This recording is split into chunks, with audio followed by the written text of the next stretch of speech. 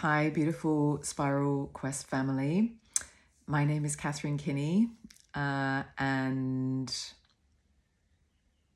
Emma has asked me to share a video in the group with you just to kind of, I guess, introduce myself, share a little bit about, the synchronicities that have kind of brought us together.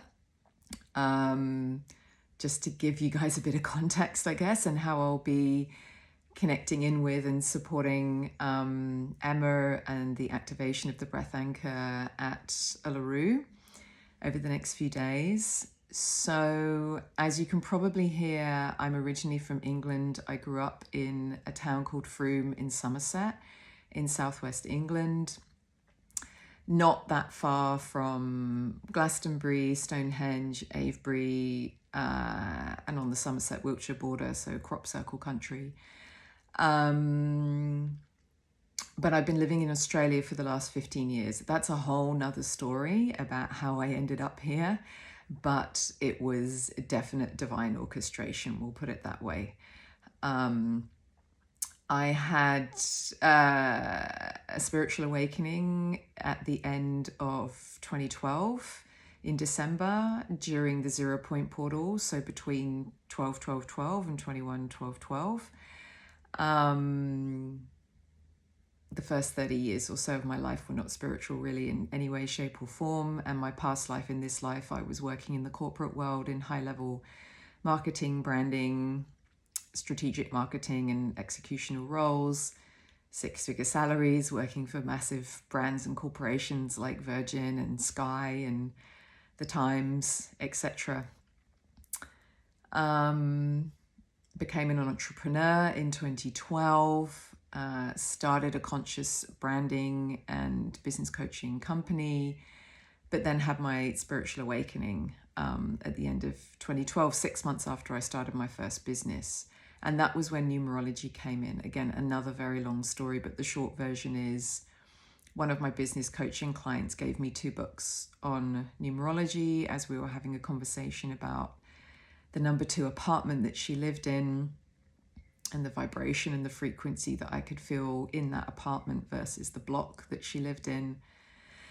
And I read those 2 books and just everything in my life started to shift and change and transform.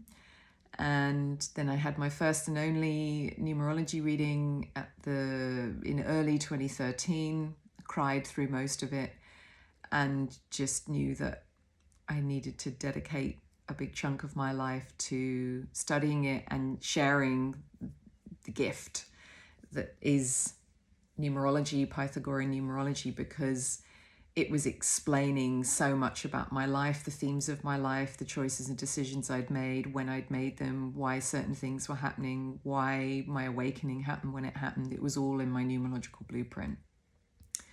So I self-studied Pythagorean numerology throughout 2013 and started giving practice readings. And by the end of that year, I was giving paid readings. And by the end of the following year, so the end of 2014, some of my clients were asking me to teach it, which made no sense and freaked me out, but begrudgingly I started teaching it. So I have been giving readings and teaching cosmic numerology and Pythagorean numerology since 2014, so 12 years.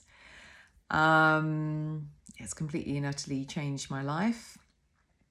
And I've given readings to thousands of people all around the world, and I have taught hundreds and hundreds, probably thousands of people all around the world as well during that time.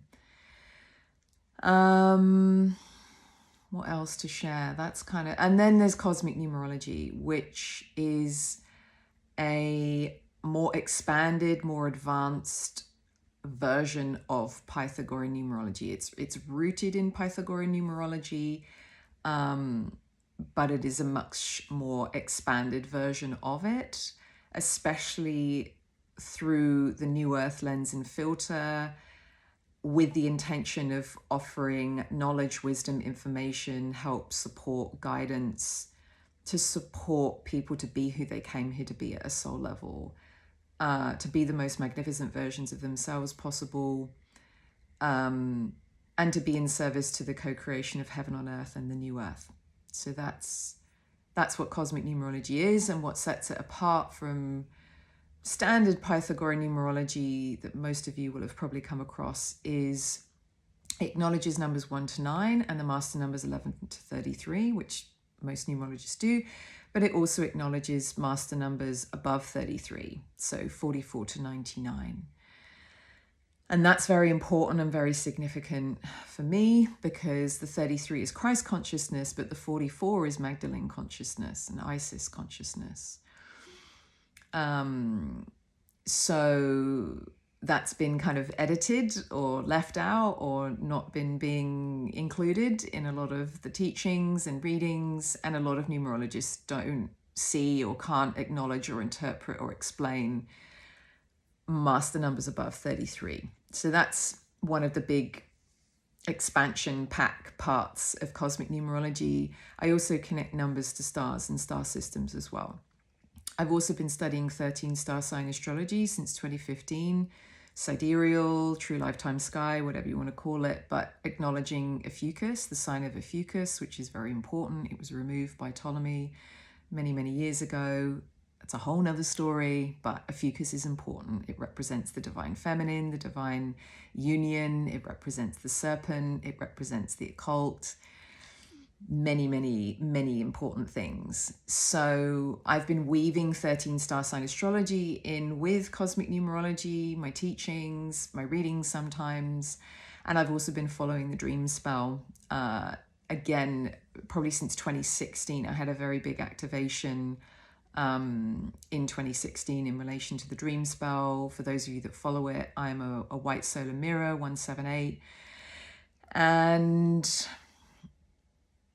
I'm very close with a lady called Vasumi Jakar, who in my humble opinion is one of the world's leading kind of experts and masters in the teachings and the codes of the dream spell calendar, the Tzolk'in calendar, the 260-day count. So those are the three main kind of metaphysical tools and philosophies and guidance systems that I use. But cosmic numerology is my main day-to-day practice and way of being of service. So much to share, but I just want to make sure that I'm only sharing what is most salient. So the reason why I'm talking to you now is because of Nalini. So Nalini is a very dear soul sister of mine from Glastonbury. We met, I think, for the first time in 2018, which was an 11 universal year. 2027 is going to be an 11 universal year. The 11 is a master connection frequency. Nalini is a 22 life path. I'm a 22 life path. That's calculated by adding all the numbers together in our date of birth. And Nalini met Emma at Mount Shasta. And when Emma was sharing that she was feeling guided to install a breath anchor at Uluṟu, Nalini felt to connect Emma with me because of my connection with Uluṟu. So that's how I'm here and why I'm here, and how I've been connected with Emma through Nalini. And as some of you would have seen in the video for Mount Shasta Part 1, we spent a few hours on the phone together on, I don't even know what day it is now, Sunday, I think it was, my Sunday, which was Saturday afternoon in Shasta. So I'm also a grid worker, and I'm a water carrier, and I am a song keeper and a song carrier, so to speak. And I have been working with the planetary grid, the energy lines, the song lines, the ley lines of the planet, but also the multidimensional grid, which is connected to the 44 frequency.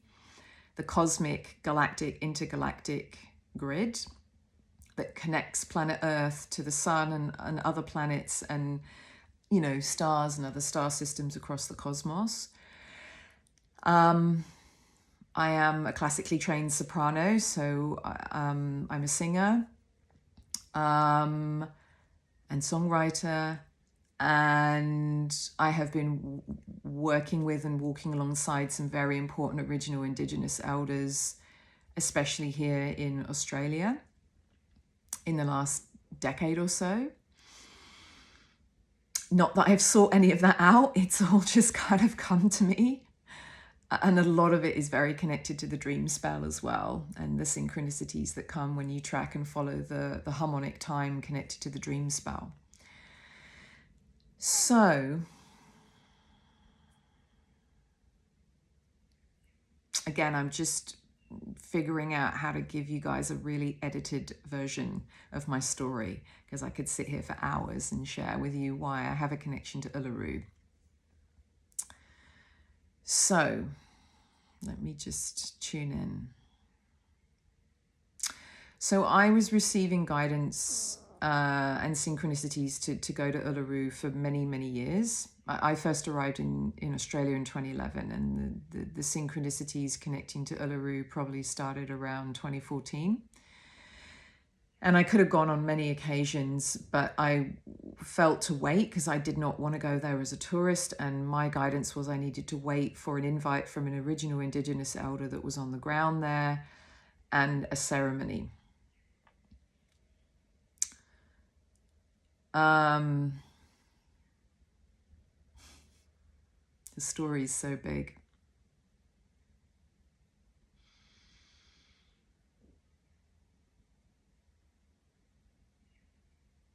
I was connected with a very important senior Star Law elder and grandmother, Auntie Nellie Patterson, in early 2018 when she was here in the Northern Rivers visiting from the Central Desert and Uluṟu. So I live in the Byron Shire, Australia. It's on the East Coast. It is about halfway down the East Coast. It's most famously known by Byron Bay. I live in a place called Taiagra at the moment. And I helped to kind of care for Nellie with my partner at the time when she was visiting, because she needed 24-hour care and was in a wheelchair. At that time, she was sharing a lot of information about the Seven Sisters dreaming. So she had 2 dreaming stories in her life. She's not Earthside anymore, but I definitely feel like she's with us. I will share a beautiful painting and portrait of Nellie below. And I'll share maybe a photo or 2 of me with Nellie so that you just get to see her and get to feel her energy. She's a very, very important elder. And she played an instrumental role in getting the rock climb closed for Uluṟu. She spent 30 years campaigning for that. So when I spent time with her in 2018, she had an exhibition at a local gallery of her painting. She was a painter, and she was sharing information about the Seven Sisters dreaming stories. And she was sharing a new ending to the Seven Sisters dreaming story. And this was something that was very important and significant about Nellie, because she was teaching new law, which triggered a lot of people and challenged a lot of people and a lot of original Indigenous people, but it was a really important part of her service. So for those of you that don't know, the Seven Sisters dreaming story is about 7 sisters connected to the Pleiades that were being chased by a bad man, as they would refer to him, called Uluṟu.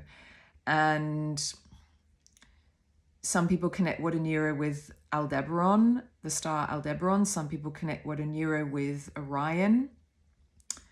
But either way, he was chasing them, and he chased them across the country of Australia. And it's a very big story, which I won't share the full detail of. But Nellie was sharing a new ending to that story because the ending to the story that many people tell is not that nice and not that fun and not that good for the women. But the story Nellie was telling back in 2018 was that the sisters decided to stop running away from Uluṟu and the bad man. And they decided to come together and they decided to stand strong and stop running and to not be frightened of the bad man anymore. Now, you can take whatever you want from that story and you can align Uluṟu with the patriarchy or whatever you want. But it was a very important, significant story that she was telling. So that was when I first met her, and she would talk about the New Age dreaming story, which was her other dreaming story. And these stories had come from both sets of grandparents. So the Seven Sisters dreaming story had come from one set of grandparents. The New Age dreaming story had come from another set of grandparents. But at the time in 2018, when I met her, she was talking a lot about the Seven Sisters dreaming. Fast forward to later in that year, there was a lady called, we'll just call her Ming. She goes by many different names, but Jane she goes by as well. But she always asked me to call her Ming. She made contact with me at some point in 2018 because she'd seen on Facebook that I was friends with a lady called Barbara Randall. So Barbara is the wife of a guy called Uncle Bob Randall, or Chilpi as he was known in the Central Desert. Chilpi means teaching uncle. And it's a whole nother story about how I know Barbara and how we met.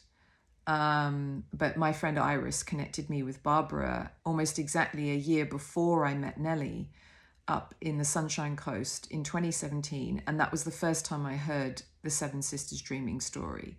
And obviously Nellie expanded upon it and gave it a new ending when I met her in 2018.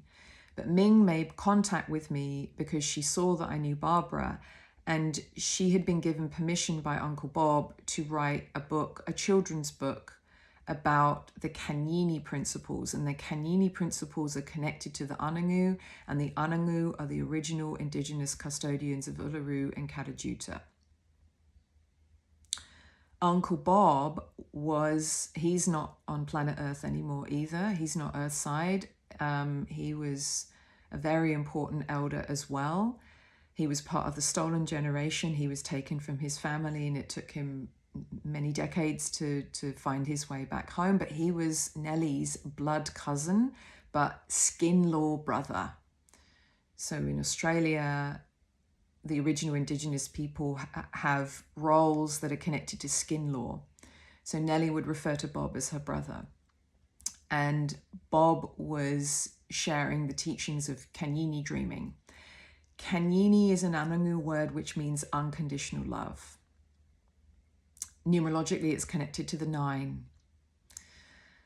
Unconditional love, kindness, compassion, empathy, and the acknowledgement that we are all connected, all humans, all creatures great and small, and nature.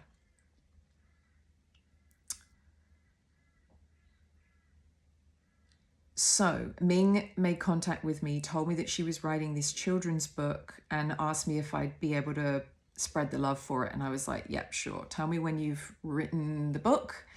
And I'm happy to interview you through Facebook Live, tell all of my followers and my friends about you and the book, spread the love for it. Because there is a documentary called Kanyini, which I'd watched in early 2016.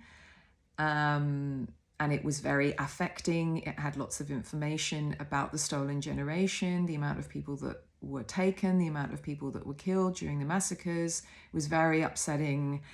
It took me quite a while to watch it because I was crying a lot whilst I was watching it. But and it was a lot about Bob's story. But when I finished watching it, I had a deep and strong and powerful and profound connection to Kanyini, and I knew that I wanted to be in service to it in some way, shape or form. And almost exactly a year later, Iris physically took me to meet with Barbara, Bob's wife. And we then held an event down here connected to Kanyini, and I interviewed Bob, and she shared about her story with Bob and how she met Bob, and how, you know, their walk together, how he sang her into his life, and their walk together after they got married, and their service to teaching and sharing the Kanyini principles. So later in the year, in early December 2018, just before the 0 Point portal opened, I think it was around the 8th, 9th, 10th. It was the 8th or 9th of December 2018. And when the sun is moving through the sign of Ophiuchus as well, interestingly. Ming sent me photos of the pages of the children's book that she'd written about the teachings of the Kanyini principles. And the book is called Megasaurus. It's about a wedge-tailed eagle that travels to the central desert to meet with Chilpi, Uncle Bob, to receive the Kanyini teachings and the Kanyini principles. So Ming sent me all the photos of the book that she'd written. I read the book pretty quickly because it's a short children's book, and I cried and cried and cried when I was reading it, because it's such a beautiful, simple story. And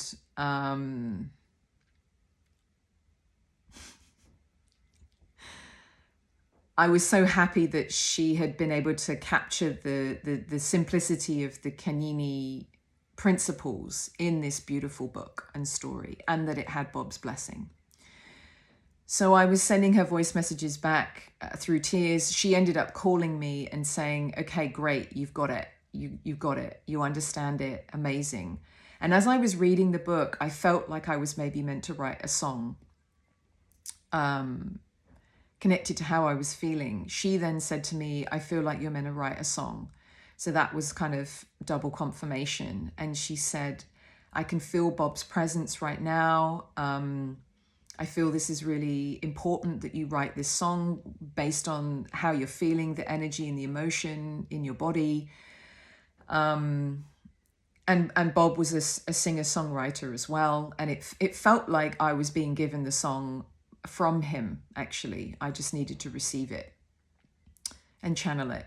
And so she said, I'm going to get off the phone. You need to create space to write this song.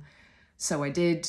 And she was still sending me messages in capital letters saying, write the song now in capital letters.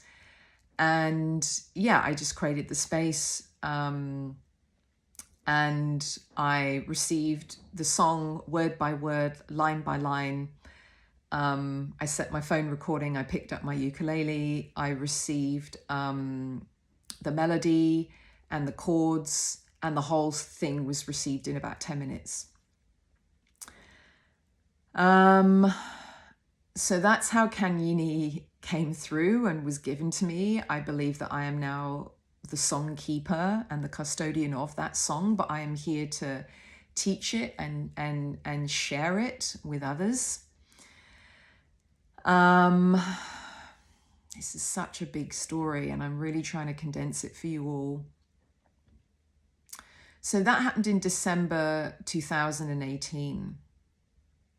And I didn't really know what to do with the song.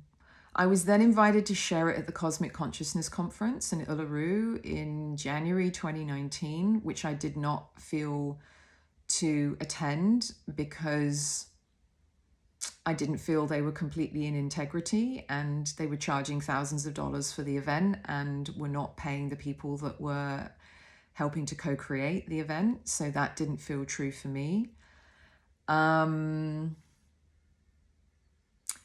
And then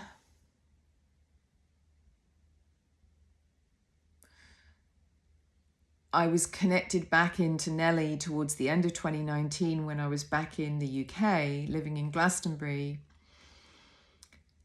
by someone who was wanting to help and support her create and set up a foundation for her vision of the New Way Dreaming Village. So I started to speak with Nelly on the phone. Sometimes we would sing. She'd sing her New Way Dreaming songs and Chikupa Polka songs with her clapsticks, which normally went something along the lines of Chikupa Polka, New Way Dreaming, Chikupa Polka, New Way Dreaming. And she'd repeat it a lot, and sometimes she'd speak Pitch and Jet Jara. And then one time I started to sing a little bit of the Kanyini song. She then ended up inviting me to sing Kanyini at the closing of the rock climb ceremony that happened at Uluṟu on the 26th of October 2019. I didn't go because I had some things that I needed to take care of in the UK, especially connected to my family. But I had also read Robert Kuhn's book, Earth Chakras, and also The Rainbow Serpent and the Holy Grail. And there was a highly prophesized date of the 12th of January 2020, which was connected to the Saturn-Pluto conjunction, which only happens every 35 to 40 years. And it was also connected to a prophesized completion of an interrupted ceremony that had happened at Uluṟu a long, long time ago, whereby two dingoes or two people from the dingo tribe had interrupted a ceremony that was happening at Uluṟu and had killed a baby eagle.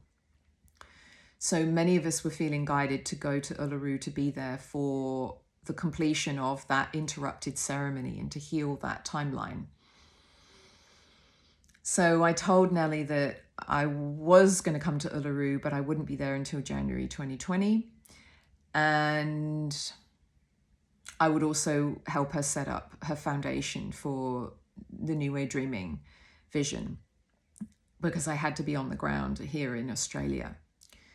So again, this is a very condensed version of the story, but I knew I needed to go to Uluṟu for that conjunction and to sing Kanyini with Nelly. I created a Facebook group so that those of us that were feeling guided to be at Uluṟu for that time could find one another on the ground. I called it 12/1/2020 Uluṟu Starseed Reunion. But my friend Curtis, who couldn't be there on the ground, asked me if I could do some Facebook Lives.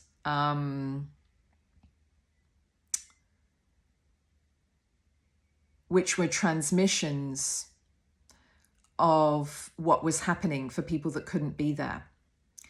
So then more and more people started finding this Facebook group, and it went from 20 or 30 or 40 people to hundreds and then thousands. So it started to become a pretty big thing. And then people were asking me if I could share a recording of the Kanyini song so that they could listen to it and learn it and start singing it in practice before us all coming together to sing Kanyini for the Saturn-Pluto conjunction. So I created a lyric video for Kanyini, which you can find on YouTube if you search my name, Catherine Kinney, and the word Kanyini, but I will also share it below in this thread so that people could listen to it and learn it.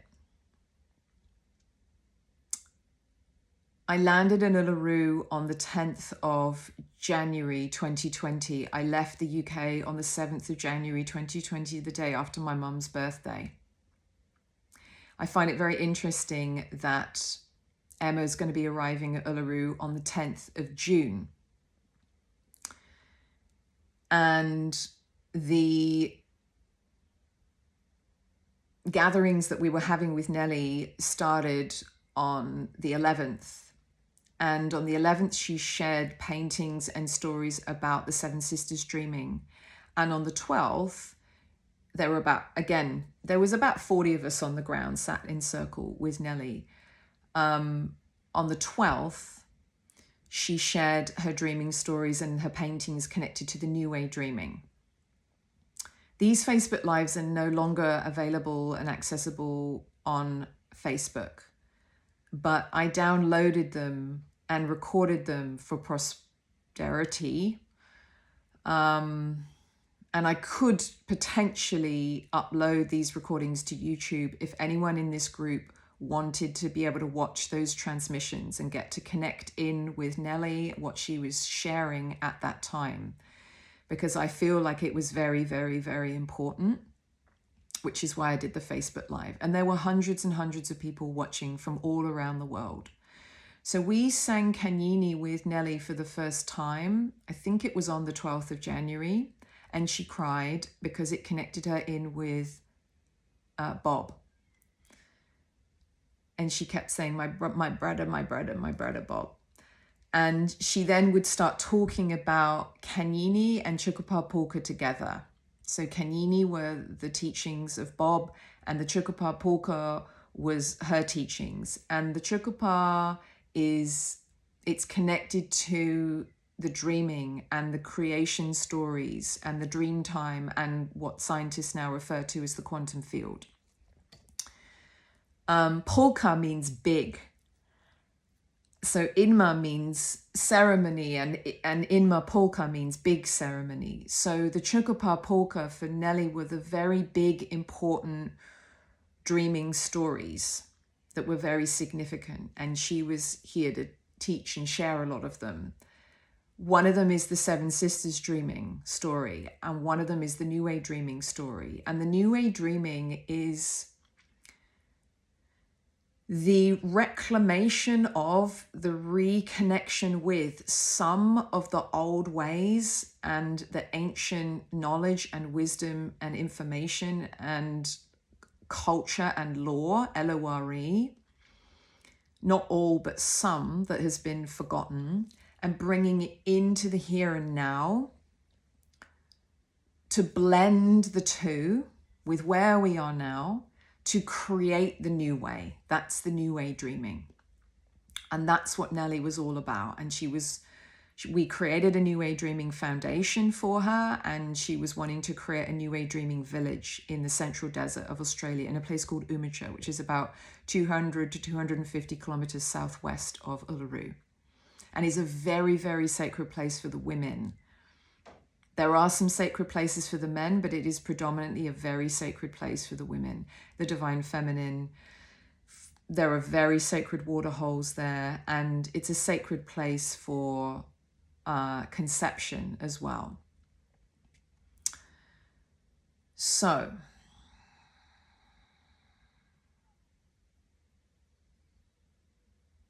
I then brought a group of us together at night, as close to the zenith of the Saturn-Pluto conjunction as I could. It was probably about 11 o'clock. We didn't want it to be too late.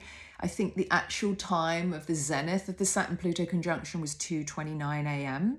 local time at Uluṟu, but we all gathered at about 11 on the ground. Again, there was probably about 30 or 40 of us. We were all barefoot, holding hands at the sunrise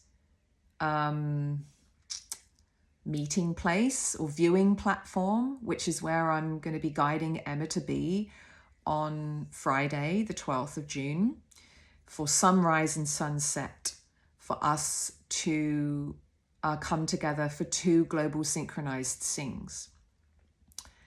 And so on the evening of the 12th of January 2020, moving into the early hours of the 13th of January 2020, about 40 of us came together on the ground with hundreds and hundreds of people across the planet to sing Kanyini in a global synchronized sing, the first global synchronized sing of Kanyini. And again, it's a very big story. There's so much more to share about what happened that night, especially in relation to the completion of the interrupted ceremony.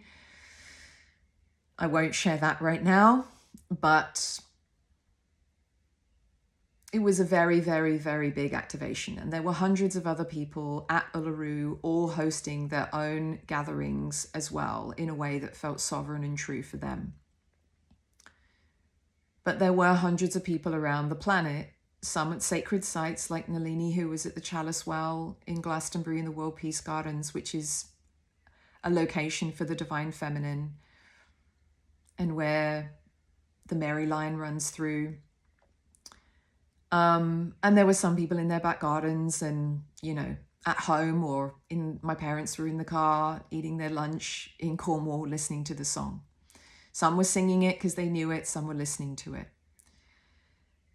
And not long after that, I was guided to create what I now call the New Earth Choir. So there is a Facebook group, and there are about 600 members all around the world who are part of the New Earth Choir. And ever since that Saturn-Pluto conjunction, I have been bringing people together and members of the New Earth Choir over the last 6 years for global synchronized sings.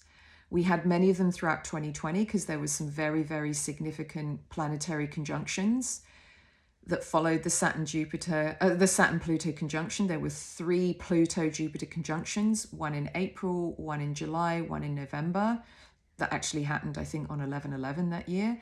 And then the year completed with the Saturn-Jupiter conjunction, which happened on the solstice, on the December solstice, on the 21st of December 2020.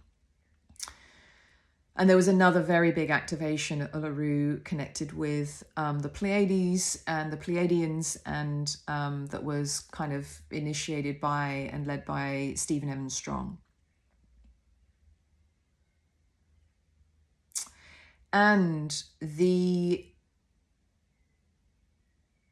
conjunction happened in 2020 during the blue night Wavespell. And the zenith of that conjunction happened in the early hours of Kin 185 red electric Serpent.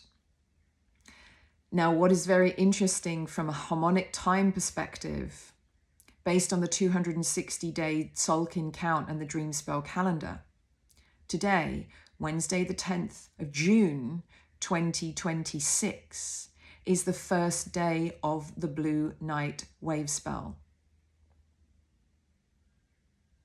which happens to coincide with when I was landing at Uluṟu to host the gatherings for the Saturn-Pluto conjunction. This Friday, the 12th of June, 2026, will be a 185 Kin red electric Serpent day. So it will hold the same energy, vibration, frequency, multidimensionally as the 13th of January, 2020. We are in a 1 universal year numerologically. 2020 was a 4. I feel like there were things that were being anchored into the planetary grid, into the new Earth grid, and into the multidimensional, intergalactic, interplanetary, cosmic grid in 2020. And I feel like there is something more significant and more profound that is being initiated, connected to what was being anchored in 2020, that will be further activated, initiated, and turbocharged on Friday when we come together for these global synchronized sings, and we send the Kanyini energy to Uluṟu and Katajuda and into this breath anchor device that will be installed somewhere at Uluṟu or within a 33-kilometer radius of Uluṟu.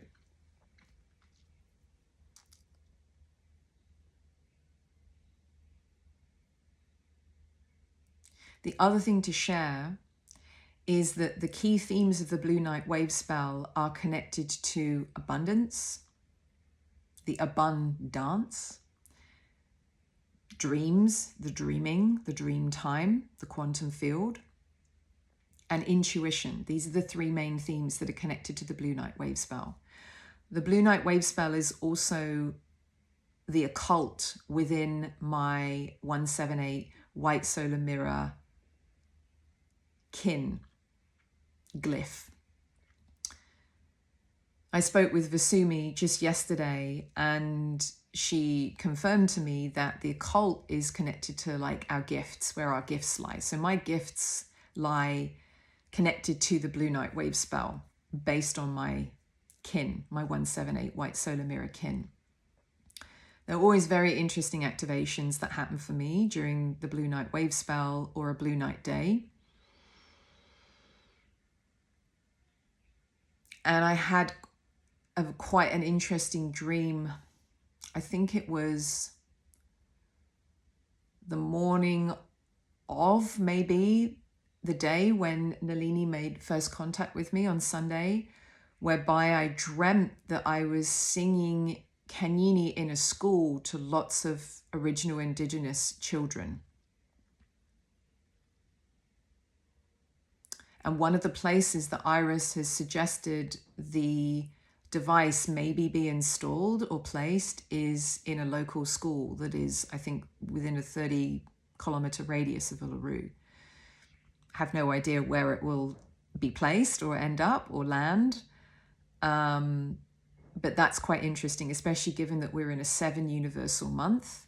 Numerologically, the month of June, it's the 6th month within a 1 year. 6 plus 1 is 7. And the 7 is connected to education, knowledge, wisdom, information, culture. So there is so much more I could share, but I've done my best to share the abridged version and bring you all up to speed as best I can with why I'm here, why I'm involved, what Kanyini is, what I feel is going to be happening over the next few days, the activations that will happen on Friday, the 2 global synchronized sings that I feel to host, one at sunrise, Uluṟu time, one at sunset. And this is for a number of reasons. One, because I know that singing at sunrise and sunset is a very, very powerful time to sing, because it's when the birds sing. They sing at dawn and they sing at dusk. That's when they're loudest. There are also very powerful activations that happen in relation to the keys and codes connected to the sun and the solar energies.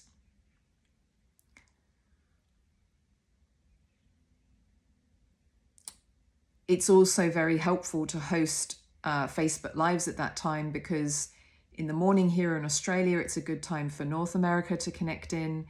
And in the evening here in Australia, it's a good time for Europe to connect in. So it always gives people around the world at least 2 options to connect in with the global synchronized sing, depending on what time is best for them. So local time, I need to double check all of this, and I'm going to create a Facebook event today, but I think sunrise on Friday local time will be about 7:30, and I think sunset, I'm not sure, but I think it might be around, I don't know, 5:30. I'm not sure. I need to check all of this. I'll put it all in the Facebook live, in the Facebook event, and I'll share that in this group as well, with local times so that people know when to connect in. I'll host the Facebook Live through my personal page on Facebook. Yeah. And as long as we can get the technology working, there will be an opportunity for me to connect in with Emma live as well, as long as she's somewhere where she's got an internet connection.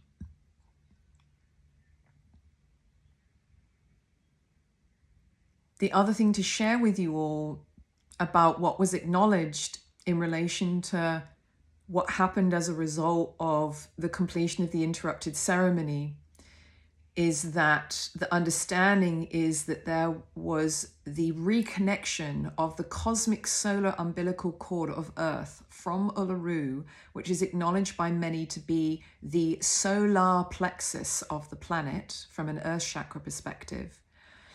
And that that reconnection of the cosmic solar umbilical cord of Earth and from Uluṟu, the solar plexus chakra of the planet, reconnected in with the sun, the brightest star in our solar system, and it reconnected in with Alcyon, also known as the Great Central Sun, which is the brightest star in the Pleiades star cluster. So it was acknowledged that the reconnection of the cosmic solar umbilical cord of planet Earth from Uluṟu, the solar plexus of the planet, was reconnected with the sun and Alcyon, the Great Central Sun, the brightest star in the Pleiades star cluster. So that was what that activation accomplished, achieved, activated, completed. And then we all know what happened in 2020 from March onwards. It took those of us that were at Uluṟu about 3 months to integrate everything that happened. And then, around the equinox time, we knew that the equinox was going to be big. And then sure enough, everything connected to COVID started to unfold. The other thing to know about that is that when you track the Saturn-Pluto conjunctions that have happened over the last 100 years, again, they happen every 35 to 40 years, normally there have been a phenomenal amount of deaths on the planet. One Saturn-Pluto conjunction was connected to one of the wars, either the First World War or the Second World War. Another one was connected to the Cold War. They've also been connected with plagues. So Pluto is connected to death. Many astrologers refer to it as the cosmic Grim Reaper. It is known to kind of clear things out. Saturn is connected to the father archetype energy, and it is connected to the masculine structure, order, foundations. The Saturn-Pluto conjunction happened in the sign of Sagittarius, based on the 13-star sign astrology. And Sagittarius is connected to knowledge and wisdom and beliefs. And so I feel like it was the beginning of the deconstruction and the dissolution of any beliefs that are distorted or that have become distorted, or teachings that have become distorted, to help create the space for us to come back to original ways, original knowledge, ancient, original, sovereign knowledge, wisdom, information, teachings, which for me, Nelly was a very, very important embodiment and representation of, as are all original Indigenous peoples on the planet, and original Indigenous elders, and especially the original Indigenous people of Australia. The one frequency is connected to sovereignty. We are in a one universal year. So there's a very big activation in relation to sovereignty, reclaiming our sovereignty, embodying our sovereignty, which is our birthright.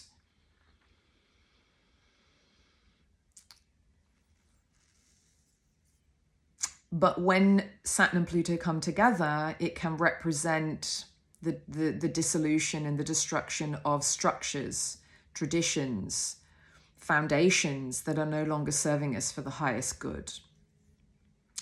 And when Pluto comes together with outer planets, so Saturn is an outer planet, it can have more of an effect on the collective. Whereas when there are conjunctions with the inner planets, so planets that are close to Earth, like Mercury or Venus or Mars, they can affect us more personally or from a more local perspective. But again, my understanding is that Saturn-Pluto conjunction paved the way for the pandemic and COVID and everything that happened and all of the deaths. I would say they didn't happen because of it, but it was a reflection of, and it was connected to, and it was a metaphysical representation of what was happening metaphysically, galactically, intergalactically, planetarily, interplanetarily, and cosmically. And that energetic shift was represented here on Earth through everything that played out with COVID. and the coronavirus, the corona being connected to the crown. And I feel like there was a very big crown activation that was happening on the planet, and the people that were grounded and whose chakras were open and whose crowns were activated and open to all of the light, the knowledge, the wisdom, the information, the remembrance, and that reconnection with our higher selves, our higher guides and guidance. And we're embodying their sovereignty. They had a pretty cruisy ride. My 2020 was all good. It was fine. But those that weren't and didn't had the year that they had and beyond. And those that left their bodies for whatever reason weren't anchored or grounded in their sovereignty and their humanity and were having a fear-based experience. God bless, and God bless everyone that had a tough time during 2020 and beyond. But it was really an opportunity to be embodying our sovereignty, because the sovereign keys and codes and prime creation codes were further anchored in 2017, which was the last one universal year. And 2020 was a 4-year, and the 4 is connected to embodiment. So it was an opportunity for people to anchor into and embody their sovereignty. So everyone that was embodying the 1 frequency, plain sailing in 2020. People that weren't, they had a tough time, and some souls left their bodies. So we're now back in a 1 universal year, and there have been, kind of 5 and a bit years that have passed since 2020. And the 1 frequency is also connected to oneness and unity consciousness and source. So it's a very, very important year to be remembering not only that we are sovereign beings, but that we are source incarnate. We are God incarnate. We are universal consciousness, infinite intelligence incarnate. And I'm sure everyone that's watching this knows that. But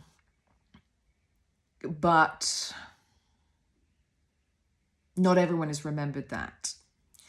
And it is important for those of us that have remembered that to be embodying our sovereignty and to be mirroring that. And this is why the work of Robert Edward Grant is very important as well. He's a 1 life path in this lifetime. And a lot of his work and a lot of his teachings are very connected to the 1 and connected to the monad and connected to sovereignty and the remembrance that we are source incarnate. This is what Jesus was teaching and his disciples and Mary Magdalene and beyond.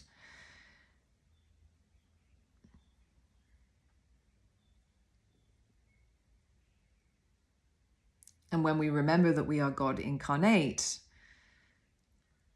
then we have the opportunity to embody that and mirror that to others as well, and to remind everyone that we are God incarnate. We are the I Am presence. We are the creators, the co-creators of our reality. And our thoughts and our words and our intentions and our wishes and our dreams and our actions create and co-create our reality. We then, once we're embodying the 1, get to embody the mastery of the 2, the 3, the 4, the 5, the 6, the 7, the 8, and the 9, which are all mortal frequencies. And once we're embodying the mastery of that, we then get to embody the master numbers 11, 22, 33, 44, or beyond. The mastery of the 11 is the vision of peace, the vision of heaven. And the mastery of the 22 is the co-creation of heaven on earth. And I believe that we are all here to co-create heaven on earth. And for me, the Kanyini song and the Kanyini principles are here to remind us of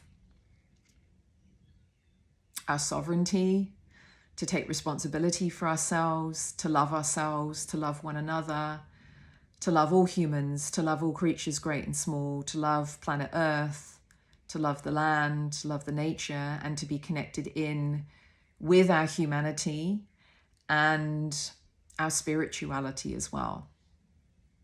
And to love and care for one another as if we are all one big human family, and that all creatures on the planet are our family members, and to love and protect and look after planet Earth, nature, our home. So this is quite a long transmission, but there was no way I was going to be able to share everything that I've needed to share with you in a short, sharp way. And, you know, this is the way that the original indigenous people and the elders teach and share. They share through story. So for those of you that have got this far, thanks for watching and listening.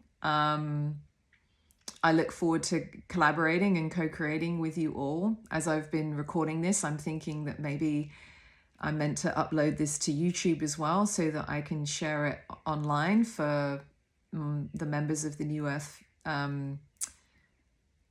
choir who perhaps don't know this full story.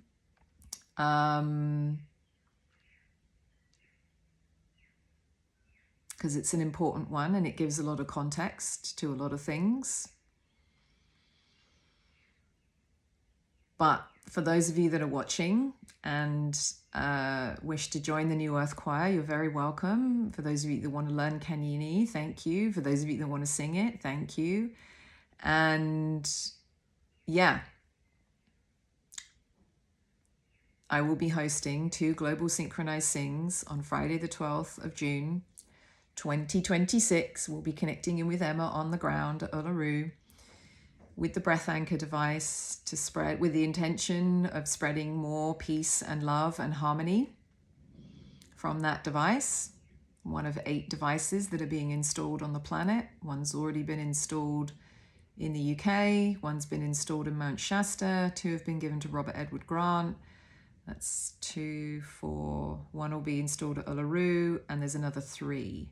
1 for Giza, 1 for Botswana, and 1 for Lake Titicaca. So I feel that's everything I need to share right now.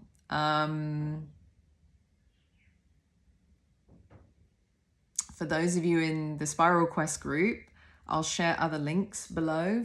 If I have uploaded this to YouTube and you're watching, I will also share links to things that I've mentioned below in the description.